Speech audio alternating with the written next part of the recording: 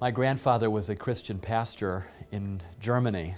He always said he was born on the wrong side of the ocean at the wrong time of history.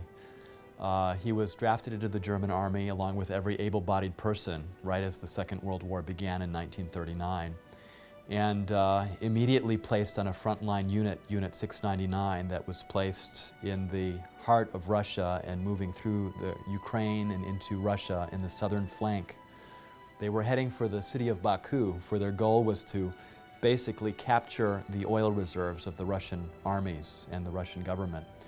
And being on a bridge building unit right at the front lines, often behind enemy lines, there were huge amounts of casualties and a lot of heartache.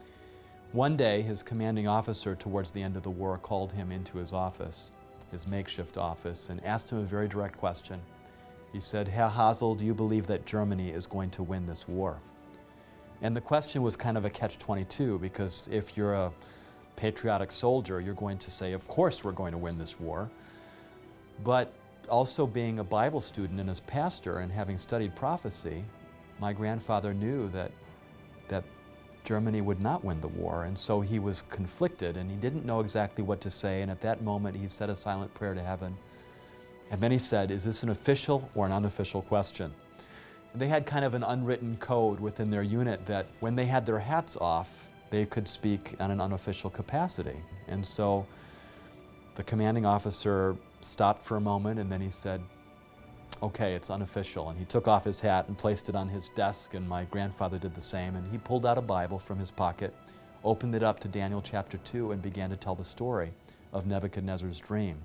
And he said, "I don't believe that Hitler is correct. His empire cannot last 1,000 years as he's promising the German people. This war has to fail because of biblical prophecy and how everything has been fulfilled in the past." Nearly 2,500 years ago, King Nebuchadnezzar, the king of Babylon, had a dream. Now, it's been said that this dream revealed the history of earth from that time until today. Now, is this actually true? In order to find out, we need to go back to the book of Daniel. Daniel was taken captive about 605 BC. According to the book, he was taken captive right about the beginning of the reign of King Nebuchadnezzar II, who established the resurgence of Babylon as a very strong power in the ancient Near East. He took a number of princes from the city of Jerusalem captive, one of whom was Daniel. Well, it was not unusual that conquerors, kings who conquered the land, would take from royal families and nobility young people and take them with them to their own country. And it was mainly done for two reasons. One reason is that these young people will be educated in Babylon, and they would accept not only language of Babylonians, but they would accept culture and religion and everything from Babylon. They would take the cream of the crop, the intelligentsia, the royalty. They would take the artisans, the writers, the physicians, so that their land was developed at a high level. But they would leave some of the people in the land and allow a local person to rule. That's exactly what happened with the time of Daniel. Daniel and his friends were taken from Jerusalem to Babylonia. We find Daniel captive in Babylon. Now, Daniel chapter 1 tells us why he's there, okay? Nebuchadnezzar had gone to Jerusalem in 3 separate raids. The first one was in 605 BC. Then there was another one around 598 BC and another one around 586 BC. Each time the penalty against the people of Jerusalem was a little bit more severe. It may have been in that initial attack in 605 when Daniel and his friends, princes of the kingdom, were taken into captivity with the idea of training them and making them sympathetic supporters of the Babylonian crown. This piece chronicles events from 605 to 594 BC, including Nebuchadnezzar's campaign into Palestine and the first capture of Jerusalem. Daniel was probably brought back to Babylon on the first raid by Nebuchadnezzar. He comes to Babylon and he is enrolled in the schools of the Babylonians. He's given a Babylonian name, he's fed Babylonian food. He is enrolled in their schools in a kind of Babylonian brainwashing to prepare him to assimilate to Babylonian culture and language, and eventually to be a kind of puppet ruler over the Jews for the Babylonian Empire. He risked his life by insisting on remaining pure in the way that he ate, in his diet, and so on, and what he drank, rather than just accepting the hospitality of the king. Now that was extraordinarily dangerous. And if you don't accept the hospitality, that is a serious insult. Now you see, that can be dangerous even if you're equals with somebody. But Daniel was not the equal with Nebuchadnezzar. He was a captive. He was being treated with a massive blessing and compliment from the king, the great king who had conquered all these other kingdoms, and yet he refused his hospitality. This was very dangerous, but God blessed him. He got through that, and he became much wiser than all of the other wise men. One of the most fascinating stories in the Bible is the story of Nebuchadnezzar in Daniel chapter 2.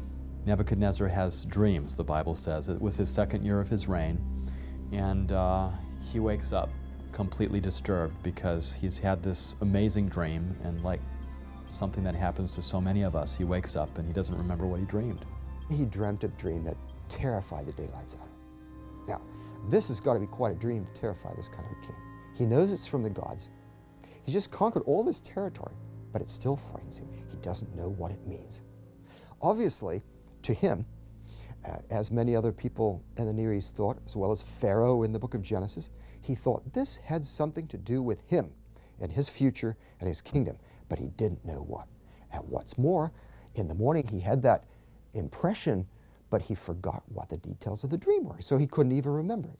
It's fascinating. When you look at archaeological evidence, tablets that have been dug up from 6th century Babylon, we find that dreams were a common part of Babylonian existence, particularly among the priestly class, among the elite class. There was a whole school of how to deal with dreams. They had books on how to interpret and define dreams. So that description of the king having a dream and having someone come in to interpret it fits right in with the 6th century context.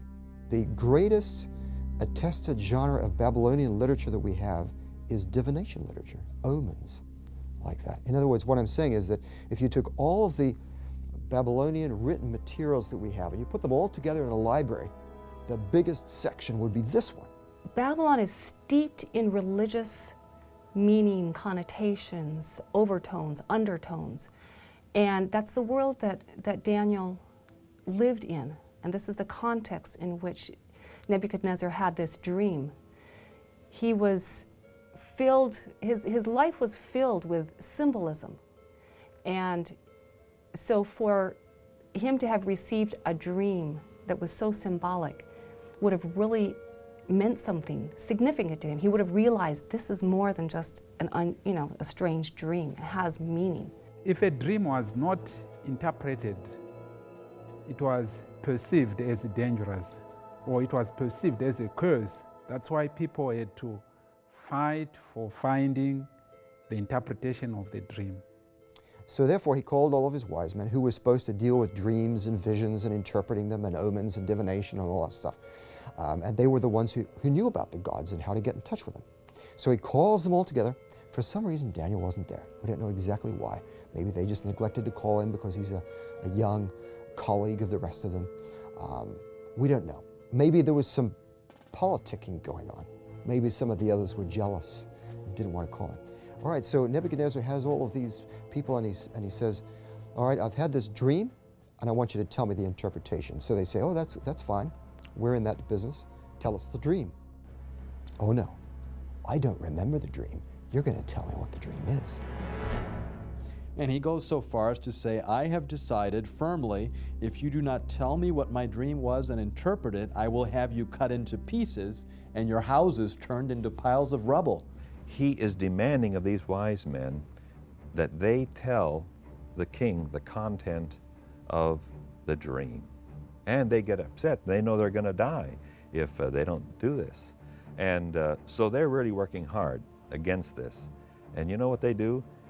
They say, as it says there in Daniel, now wait a minute, king. They're fighting for their lives now. There is no king on earth that would ever ask such a difficult question. The king basically says, I'm not going to be persuaded by your time-saving tactics. Okay? If you tell me what the dream is, then I can have confidence in your interpretation. I don't remember what the dream was, and that's what I need you to do for me. After all, you're the magicians, you're the astrologers, you're the soothsayers. Tell me the dream.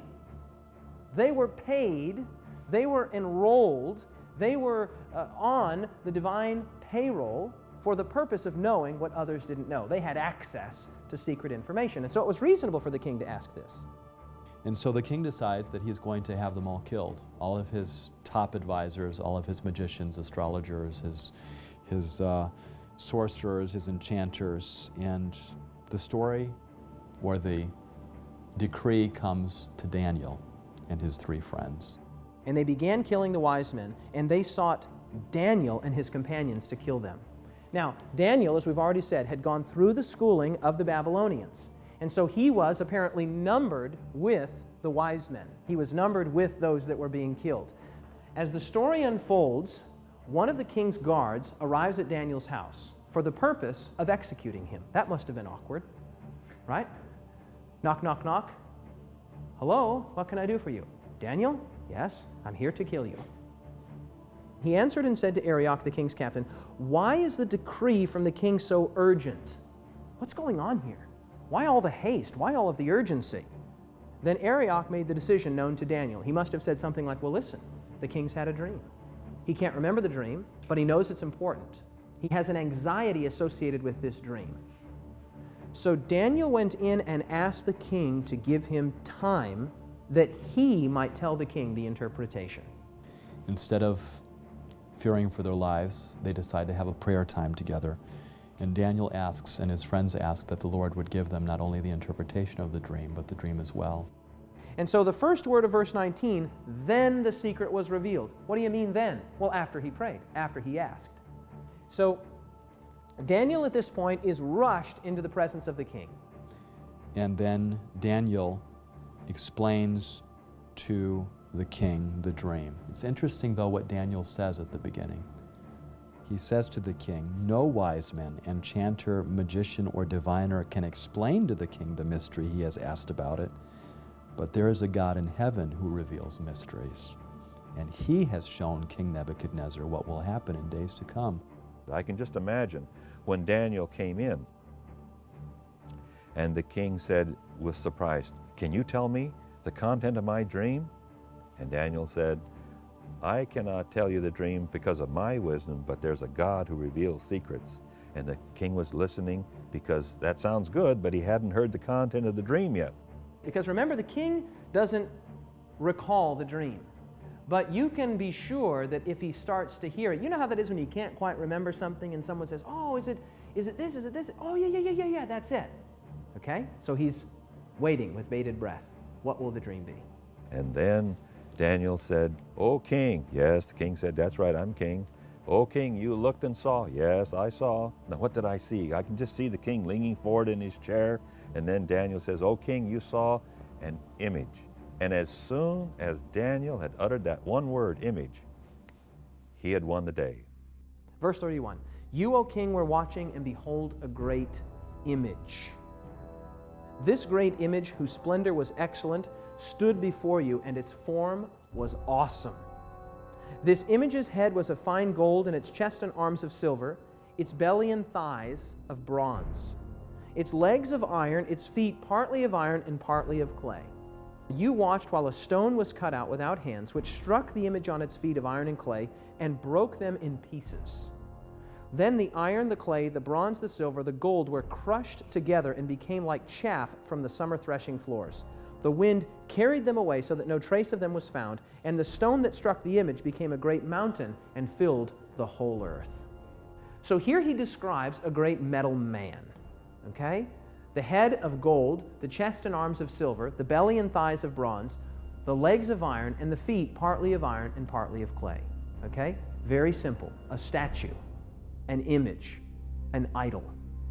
So you see descending value in terms of the metals, but perhaps increasing strength, except for the iron and clay at the bottom. So it's a very intriguing dream, and the context of Daniel suggests that in the 6th century, Daniel was shown a vision of the entire future of the world from Nebuchadnezzar's time until this stone kingdom, which seems to be something that happens at the very end of Earth's history.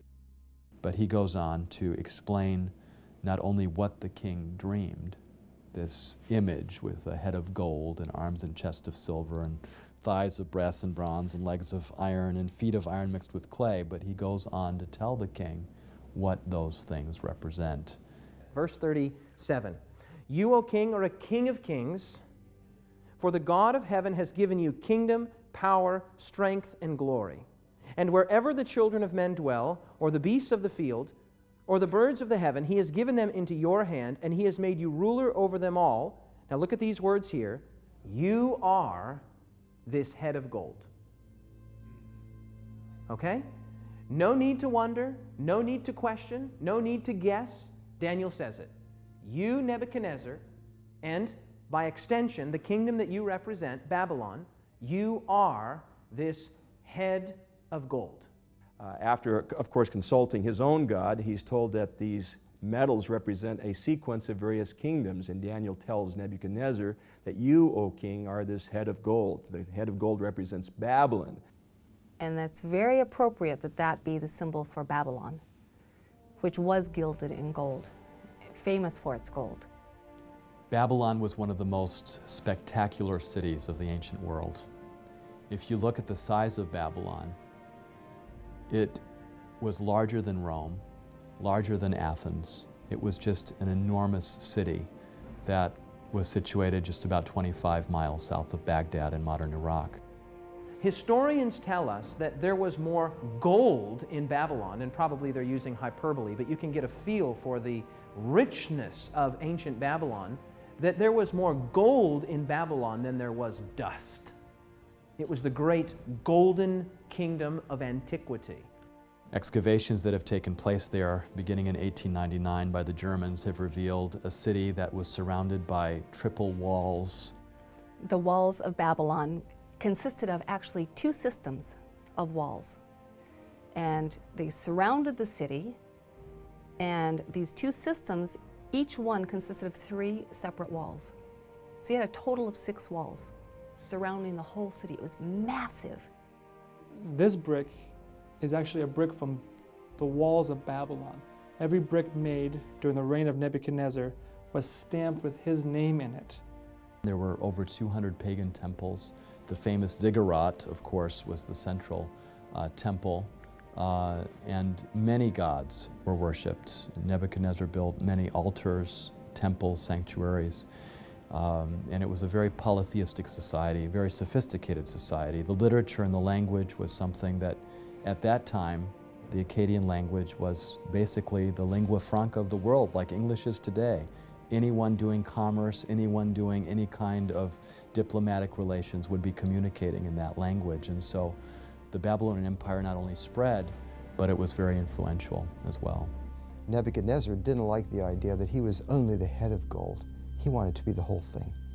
And so he set up a great image of gold where the whole thing was of gold in Daniel chapter 3, the very next chapter, and he had a lot of his people bow down and worship. Now, William Shea has pointed out that this was possibly a time of conflict in the empire when there was some possible disloyalty to Nebuchadnezzar going on, so he was having everyone pledge loyalty to him. When you read the document coming from Babylon, we discover that in about 10th year of his reign, a rebellion broke out. And rebellion was so severe at one point in his court that the text says that he had to take his own sword and defend his own life. Fortunately, soldiers came in and he was able to survive this rebellion. And of course, those involved were punished, executed. But the problem was Nebuchadnezzar did not know who else was involved in this rebellion, in this plot. So he is asking that court officials would pledge new allegiance to him. And he is bringing the people into the Babylon just to make sure that they understand that they have to be obedient to him, they have to accept him as sovereign king and ruler. Now this comes very, very close to the events of chapter 3, where we do have the statue he built and people who were there were supposed to bow down and pay respect. We have a list on the tablet mentioning about 100 names of the people who were invited to Babylon to pledge these new allegiance. And among these names, there are 3 names which are very similar to those 3 young men that we read in the Bible, in the book of Daniel chapter 3, they did not bow down. Shadrach, Meshach, and Abednego. Shadrach, Meshach, and Abednego were nobility. They were friends of Daniel. They were part of the upper elite society of Jerusalem, and all 3 of them with Daniel were taken as captives to be trained in Nebuchadnezzar's court. Those who don't bow down, which are the friends of Daniel, he has them thrown into a fiery furnace and heated up very hot. It's like a brick kiln. Nobody could survive anywhere near it. In fact, the people that threw them in were killed. But the fact that the whole image is of gold really shows that Nebuchadnezzar is rebelling against the vision of Daniel chapter 2. He's not accepting that God is just allowing him to be the head of gold. He wants to be the whole thing and go to the end and reign forever. And so he has some hard lessons to learn. Because in Nebuchadnezzar's mind, Babylon is not a temporary kingdom. Babylon is the apex of all kingdoms. It is the unending kingdom. And so Daniel says to Nebuchadnezzar, "You are this head of gold." Nebuchadnezzar must have loved that. But he didn't love what came next. Take a look at verse 39. "But after you shall arise another kingdom, inferior to yours, then a third kingdom of bronze, which shall bear rule over all the earth." Nebuchadnezzar was listening to that and probably didn't like it, but he heard in Daniel chapter 2, 39, that after you, that's after you, Nebuchadnezzar, after the Babylonian kingdom, another kingdom will come. Now, I'm sure that Nebuchadnezzar did not like those 2 words there, after you. But Daniel says, after you, another kingdom will arise, and then a third kingdom of bronze. So now you get a feel for what the interpretation of the dream is. The gold represents Babylon. After that, the silver represents another kingdom, and then a third kingdom of bronze, and then that critical phrase there, which shall bear rule over all the earth. Now, here's a critical thing to understand. That phrase, which shall bear rule over all the earth, lets you know that these are not mere regional or tribal powers. These are world-ruling entities, world-ruling powers. Babylon was the greatest nation of antiquity up to that point. But Babylon would be succeeded by another kingdom. Well, the conquest of Babylon is rather interesting. The Persians come up to the city and they surround the city. Of course, from the book of Daniel's perspective, Belshazzar the king is trapped in there with his nobility, and they feel quite safe. The walls of Babylon were very sturdy, very strong. Belshazzar knows that Cyrus is invading, that he's approaching, but he's not afraid. Babylon is invincible. It's got the walls around the city, it's got canals, it's got moats, and it's safe. One of the key features of the city of Babylon was that the Euphrates River ran through the city. That was a source of water for the inhabitants of the city, and you couldn't just break into the city. The gates were very well constructed, and the river itself, there were special barred gates that came down into the river, making it impossible for anyone to sneak into the city through the river course. Babylon, in fact, was under the rule of Belshazzar when it fell, on the night that it fell, according to Daniel chapter 5, when the armies of Cyrus under this general came and they got into the walls, and the Greek historian refers to the idea that, in fact, the armies of Cyrus diverted the waters of the river Euphrates. The Persians were able to divert the water by building a canal upstream and diverting the course of the river so that the water level going through the city actually dropped very low, and the Persian soldiers were able to slip underneath the water gate into the city itself, while the guards and other people of Babylon apparently were partying at Belshazzar's last party, and they were able to go in and take over the city that way. Once you break into the city, open up the rest of the gates, and the Persian army can race in and take over. Belshazzar gets reports that cities are falling. So is he celebrating because he feels secure? That's what many say. Is he celebrating to drown out the fact that he knows the empire is about to fall? That's what some say. In any case, he's feasting, and he brings out the beautiful goblets and vessels that were in storage from the Israelites' sanctuary, from Solomon's temple. And they're feasting. And they get very drunk, and then they see this writing on the wall. Belshazzar is terrified of what's going on, of what he sees, and he calls for Daniel, and Daniel interprets this for him. It is a matter of time, a matter of hours before the empire is about to fall. Babylon was the greatest nation of antiquity up to that point. But Babylon would be succeeded by another kingdom, and that kingdom would be succeeded by still another kingdom. Each of these medals representing a kingdom and then a subsequent kingdom. Okay? Babylon conquered by Medo-Persia.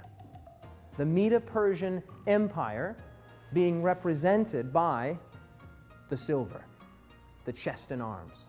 In fact, the Medo-Persian Empire is called Medo-Persia by name right in the book of Daniel, Daniel chapter 8. Cyrus, king of Persia, with his general Ugbaru Gobryas, took over in 539. Now, the Persians were a very powerful empire, and they had quite an enlightened rule in a sense. Cyrus could be brutal on various places. So, for example, there were cities that got in his way that wouldn't surrender, and he burned the whole city with men, women, and children.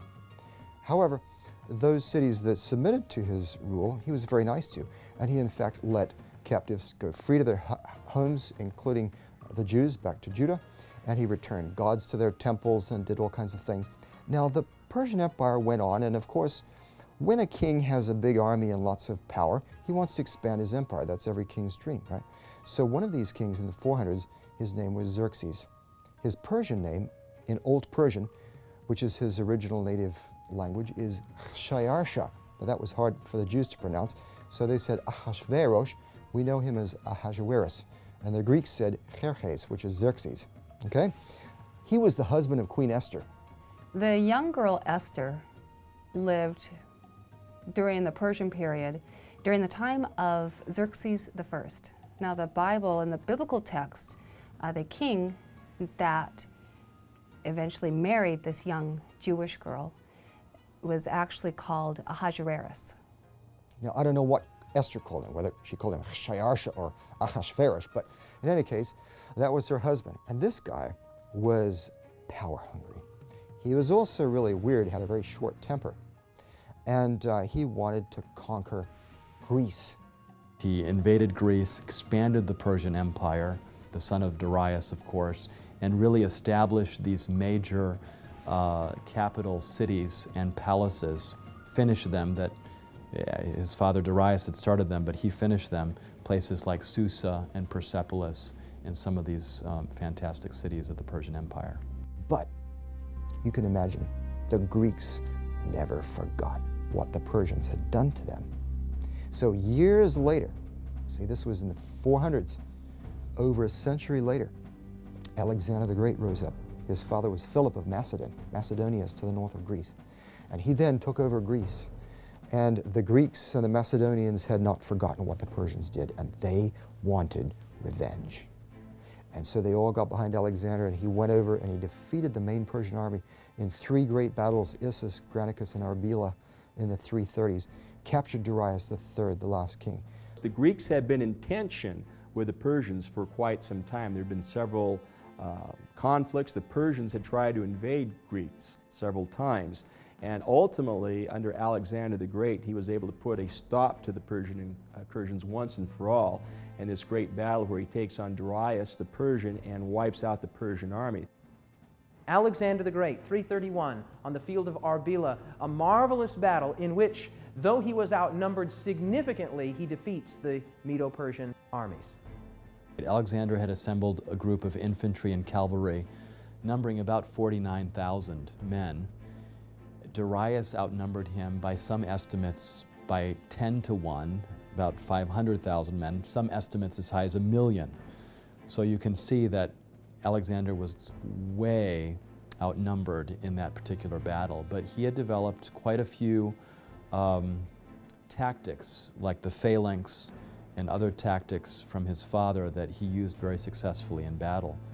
And at one point in the battle, it got so intense that Darius just turned his horse around and fled, which was a signal for his entire army to do the same. And Alexander basically won battles several times that way, with Darius fleeing. If it had been a different king, if it had been a different time, and perhaps some biblical scholars quote the passage that says that God will strike fear into the hearts of kings. Perhaps this was a divine moment where God was deciding another empire was going to take over. Whatever the case may be, Alexander won when simply on human basis he shouldn't have won. So you see this transition from Babylon to another kingdom, Medo-Persia, to a third kingdom of bronze, which shall bear rule over all the earth. Now we come to the thighs, which are bronze. This is the Greek Empire. That third kingdom is also mentioned exactly in Daniel chapter 8. It's the kingdom of Greece, or as it says in the Bible, Grecia. Okay? So, Babylon, then Medo-Persia, then Greece. In other words, there is no room for interpretation here. It just labels it. So you see, there we have a historical anchor point. We know that Daniel is using these symbols, whether different kinds of metals, parts of a big image, or different animals, to refer to a succession of empires which come up and which particularly dominate the Middle East and the territory of God's people. The Greek Empire is a very apt description for a world empire to succeed the Persian Empire. And again, that's an element Daniel seems to accurately reflect, the succession of empires. Even though Alexander was so powerful, so intelligent, had been trained by the greatest Grecian philosopher, none other than Aristotle. Unfortunately, it turned out that Alexander, while he could conquer kingdoms and stand on top of the world, as it were, could not seem to conquer himself. He had conquered the world, but he wasn't able to conquer his own demons, and he died in Babylon, leaving the empire no clear successor. And 4 of his generals took over: Cassander, Lysimachus, Ptolemy, and Seleucus, who divided up the empire in different parts, which fits perfectly the picture that we have in Daniel chapter 8. So, Babylon, then Medo-Persia, then Greece. Now, watch what happens with the next kingdom. Very interesting, beginning in verse 40.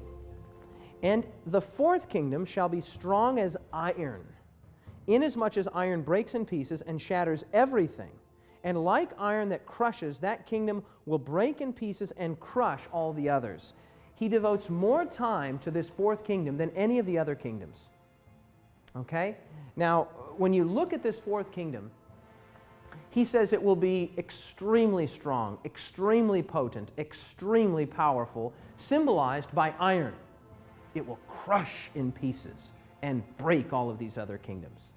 Okay? And that kingdom is none other than the great iron monarchy of Rome.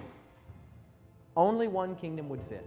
The Roman Republic turns into the Roman Empire, and it becomes yet the greatest of all of these succession of empires yet. It's the strongest. It's depicted apparently in Daniel has the kingdom of iron, and certainly Rome, in terms of its raw strength, its wealth, its riches, its glory may not have been as great as Babylon or Persia or Greece, but in terms of raw strength, none of the previous kingdoms could surpass Rome, and so iron seems an apt description for the Roman Empire. The Roman Empire was an empire known as a military empire, an empire known for its well-trained armies, for its tenacity, for its organization. Known for their ferocity, known for their military strength and might, as well as a well-refined culture. Now, Jesus was alive during the time of the Roman Empire, right? Jesus was nailed to a Roman cross. Jesus was watched by Roman soldiers. Jesus stood before Pontius Pilate, a Roman governor. And of course, crucifixion and the kinds of methods that crucifixion entailed just shows again the might of the Roman Empire and their characterization in the Bible as an empire of iron. So you have the long legs of iron, right? The long legs of iron, representing Rome, were not conquered. Rome wasn't conquered from outside by a stronger, greater, more potent military power. Rome was divided. Well, I wonder what the prophecy says about that. Let's see what it says. Verse 41. Whereas you saw the feet and toes, partly of potter's clay and partly of iron, look at these 5 words. The kingdom shall be divided. The kingdom shall be what? Divided. The kingdom will be divided. In other words, there will not be a conquering of this 4th iron kingdom, but the division of it. The kingdom will be divided. And the final phase, which is not a kingdom, but it's following Rome, it's a breakup into iron and clay, which don't really mix together. So it's sort of a division of the Roman Empire. In verse 41 it says, just as you saw that the feet and toes were partly of baked clay and partly of iron, so this will be a divided kingdom, yet it will have some of the strength of iron in it, even as you saw iron mixed with clay. So the iron continues, but it is now divided. And that's precisely what happened in this history of the Roman Empire as it moved from the domination of Rome to the division of Europe. We have a number of tribes, a number of barbaric tribes that come in and begin to cause havoc in the Roman Empire already early on, and then as time goes by, Rome as an empire loses its power. After Rome would come a divided kingdom. It would be part clay and part iron. And they would not cleave together. They would not stick together.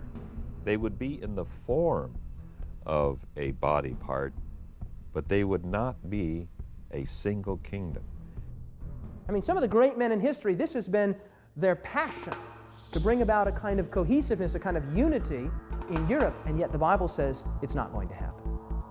There were attempts. The story of Daniel seems to have this competing kingdom at the end of iron and clay. And it's interesting when you look at the history of Europe, you see parts of the disintegrating Holy Roman Empire remain strong. And there's different countries will at times emerge with great strength. The Franks will emerge, Charlemagne, through the Middle Ages. Different kingdoms seem to come to predominance, but none of them quite are able to hang on to power. And this has been sort of the history of Europe all the way from the disintegration of Rome through the Holy Roman Empire, through the Middle Ages, to the present. I suppose you could suggest Napoleon was one of the more recent examples of trying to unite Europe into one kingdom, like had happened in Roman times or Greek times or Persian or Babylonian times. But he doesn't succeed. It fragments. The rest of the iron and clay join up against him, and the French Empire falls. The prophecy says, and history confirms, that Rome was not conquered from outside, but divided. It was divided. And then it says something amazing. It says that they would mingle themselves with the seed of men. Now that's kind of an awkward phrase, kind of an unusual phrase, but what it means is very simple. It means that they would try to bring unity to the nations of divided Rome by a kind of artificial nuptial bond. That is to say that they would try to bring about unity through marriage. And this is exactly what the history of Europe reveals. And one of the main ways that they tried to get unified was through intermarriage of their families, as Daniel says. And we're talking about long after the time of Daniel. This is incredible. In fact, one of the main people who was doing this kind of intermarriage was Maria Theresa in the 1700s, the time of Mozart. She ruled over the Austro-Hungarian Empire. And she had a lot of children, especially daughters. She had a lot of daughters. And she married them to all kinds of other rulers. They didn't have a choice, most of them. One did. Her favorite daughter had a choice. So she gained power by having it all in the family, you see. And that's the way they tried to control Europe. The duke of this country would marry the duchess of that country. The king of this country would marry the queen of that country. The prince of this country would marry the princess of this country, all the while trying to bring about an artificial unity, thinking that family ties and family bonds would bind the nations of divided Rome together in such a way that they would once again be unified. Now, as if that's not amazing enough, the text says that it wouldn't work, that it wouldn't cleave or adhere together. Even though they attempted to have unity through intermarriage, it did not work because the prophecy is sure. These countries will not cleave together, no matter what humans might try. The critic says, too accurate, too precise, must have been written after the division of Rome sometime. Okay? Everybody agrees Daniel is accurate.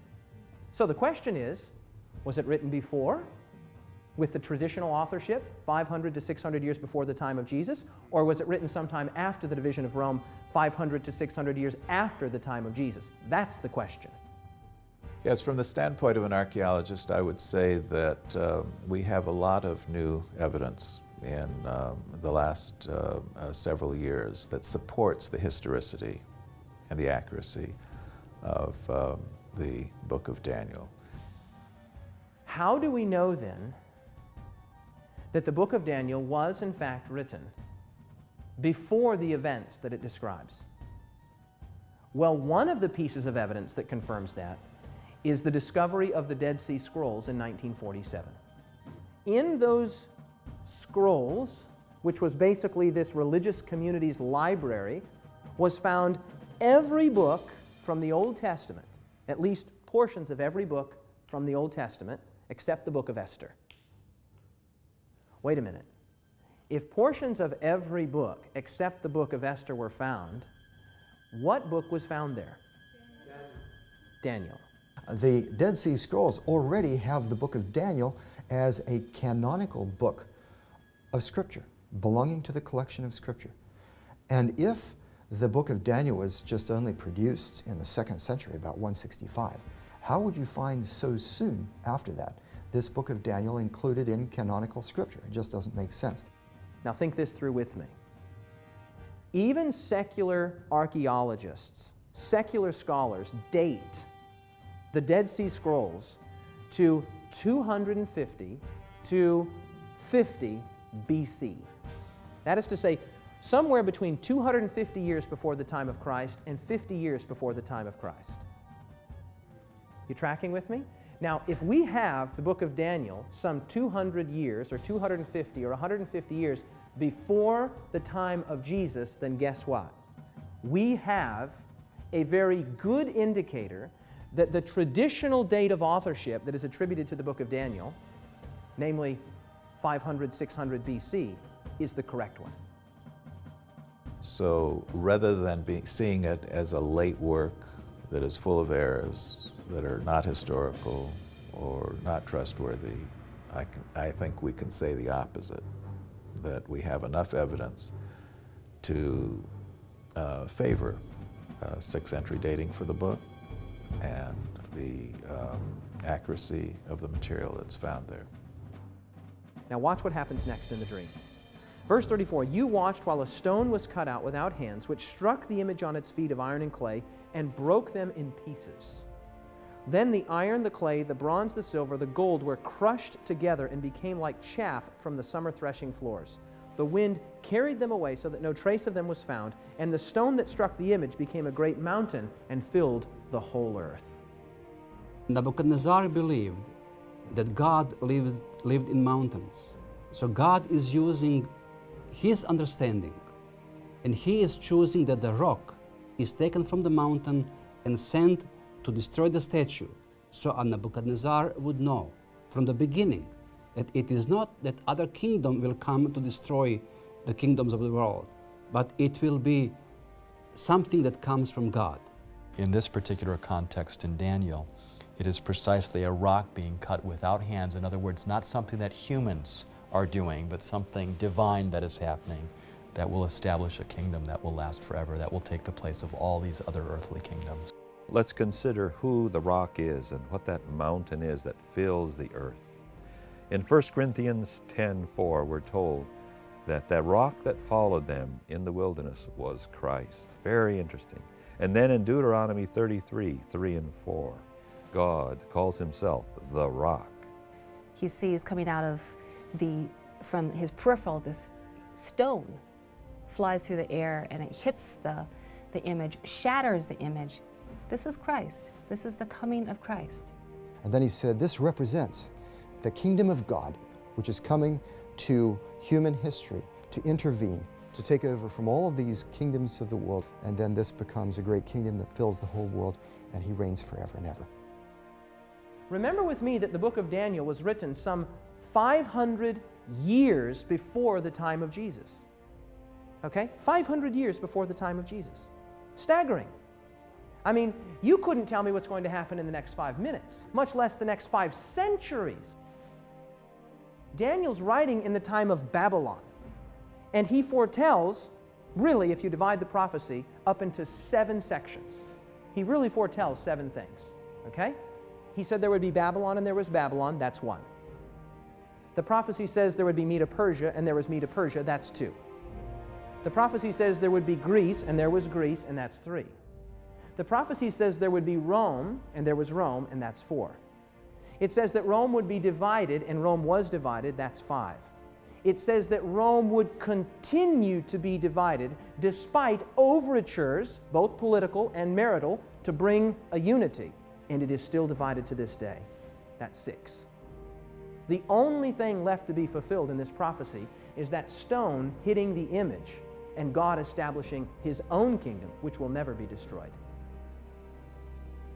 The commanding officer stopped for a moment, and then he said, okay, it's unofficial. And he took off his hat and placed it on his desk, and my grandfather did the same. And he pulled out a Bible from his pocket, opened it up to Daniel chapter 2, and began to tell the story of Nebuchadnezzar's dream.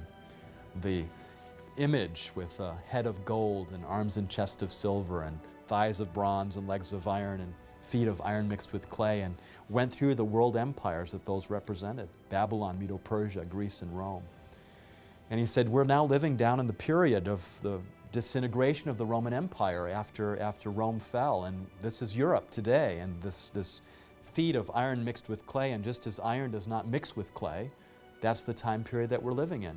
And so I don't believe that Hitler is correct. His empire cannot last 1,000 years as he's promising the German people. This war has to fail because of biblical prophecy and how everything has been fulfilled in the past. His commanding officer was very thoughtful when the Bible study was over, and then he said, could I see your Bible? I'd like to keep this. And my grandfather said, okay, and he handed over the Bible. And he said, I want you to be here again tomorrow morning at 9 o'clock. You're dismissed. The next day he showed up at 9 o'clock, and only to see that there were 2 other high-ranking officers on either side of his commanding officer. And at that moment, as he walked into the office, he thought, oh no, for sure I've been betrayed. But then his commanding officer took off his hat, told the other 2 officers what their arrangement was, and that everything that would be spoken would be not repeated again, and handed back my grandfather his Bible. And my grandfather opened it up to Daniel 2, as he was told that he would have to tell that Bible study all over again. And so that's what he did.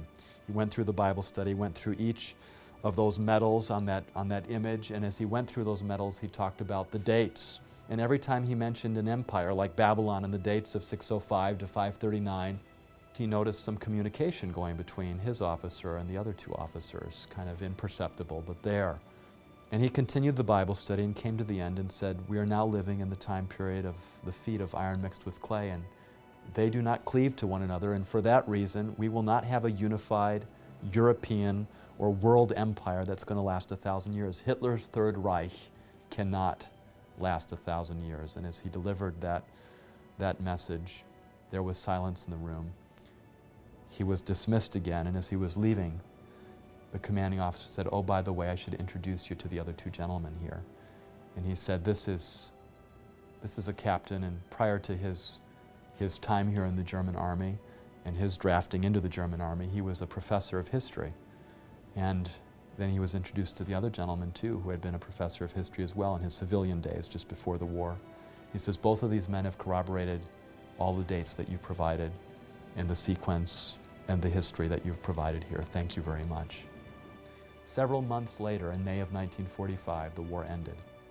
And as they were now faced with the whole issue of retreating and going back to Germany, what had taken them months and years to accomplish, the big question was how were they going to make it? But unknown to my grandfather and to the rest of the unit, this commanding officer, having been convinced several months earlier, had rationed every ounce of gasoline, every bit of food possible, because he knew that this war would end soon, based on that Bible study, and that they would have to retreat. You know, as he told me that story later, he said, and there's been a book published now on this story called 1,000 Shall Fall, of the original 1,200 men that were in his unit, only 7 survived, which was remarkable when you think about it, because my grandfather was had a strong conviction not to bear arms, and he carried a wooden pistol with him that he had carved while he was in France at the first part of the war, that he carried with him for the rest of the war, and nobody ever knew that, but he wasn't armed the entire time. And my grandfather often said afterwards that he believed that God had really been with him, that he had been protected, and that it was for moments like those when he was able to bear testimony of God's word and biblical prophecy that had made all the difference for him and for his family and for his life. Before I was exposed to prophecy, Daniel 2, as well as Daniel 7, and other prophecies in Daniel, I was completely disinterested in religion, had no interest. I had no awareness of religion. And so seeing that prophecy played an enormous and determinative role in my personal conversion to Christ and in my present confidence in the Bible. There are 2 things in my mind that make the Bible itself a very relevant and a very real book to me today. The one thing is prophecy, that you can see fulfilled over the history of time. The other is, as we do more and more excavations as archaeologists, and we're finding these ancient cities and these ancient civilizations that the Bible talks about, whether it's Babylon or Medo-Persia or Rome or Greece, whatever it is, we're able to tangibly touch the past. We're able to see it in a 3-dimensional way, and the Bible just comes to life in a way that is very powerful. So this detail just gives you the idea that, in fact, there was some great mind behind this who can read the future. Isaiah chapter 46, verse 9, I am God, and there is no other. I am God, he says, and there is none like me. And then he gives us the evidence. What was the evidence that God advanced that he was God? Declaring from ancient times the things that are not yet done. Prophecy.